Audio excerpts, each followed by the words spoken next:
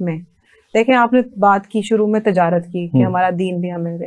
ہم کئی دفعہ میرے سے سوال پوچھا جاتا ہے جب ہم چھوٹے لیول پہ, مطلب چھوٹے لیول کا مطلب ہے کہ یوتھ سے بات کر رہے ہوتے ہیں یا ہم کسی بڑی ورک شاپ میں بیٹھے ہوتے ہیں, تب بھی سوال یہ اگر سب کوئی تجارت کرے گا تو پھر کام کون کرے گا.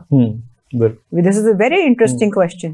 لیکن آپ یہ دیکھیں اگر آپ اسی ورکر کو اس کا ایک حصے دار بنا دیں, 1% اس کا دے دیں کہ تو مالک, ایگزیکٹلی, تو وہ اس کا اونر بھی بن جائے گا اور وہ آپ کو چھوڑ کے بھی نہیں جائے گا, پروڈکٹیوٹی بہتر ہو جائے گی, امپلائمنٹ ریٹینشن ہوگی.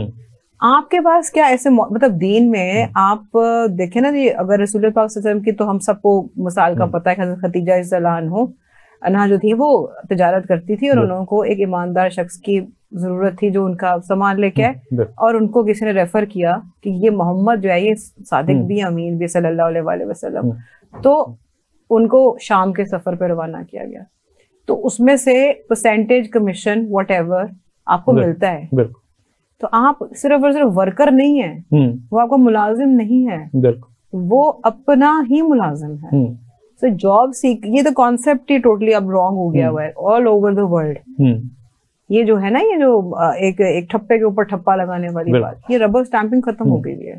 سو اس کو دوسری نظر سے, اینگل سے دیکھیں کہ آپ کاروباری بنے.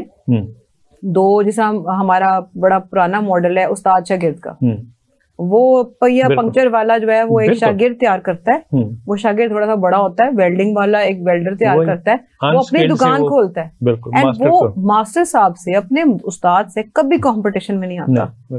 وہ ہمیشہ یہی کہتا ہے استاد جی, چاہے وہ جتنا مرضی جا کے شارجہ میں ٹانکا لگائے, ویلڈنگ کی شاپ کھول لے یا دبئی میں کھول لے, but he would never be in competition. ہمارے ہاں یہ ہے کہ ہم اسی شخص کے ساتھ کمپٹیشن میں آ جاتے ہیں جس نے ہمیں بنایا ہوتا ہے.